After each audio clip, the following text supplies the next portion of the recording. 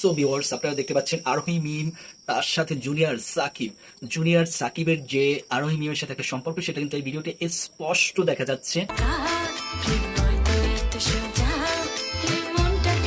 আরোহী মিমকে জুনিয়র সাকিব মেহেদি লাগিয়ে দিচ্ছে, যদিও এটা দেখা যাচ্ছে কোনো একটা তাদের নাটকের শুটিং, কিন্তু আমরা সবাই জানি মিরাজকে আরোহী মিম রিজেক্ট করে জুনিয়র সাকিব সিদ্দিক যার নাম, তাকে কিন্তু আরোহী মিম বর্তমানে তার সাথে রিলেশনে চুটিয়ে সম্পর্ক করছে।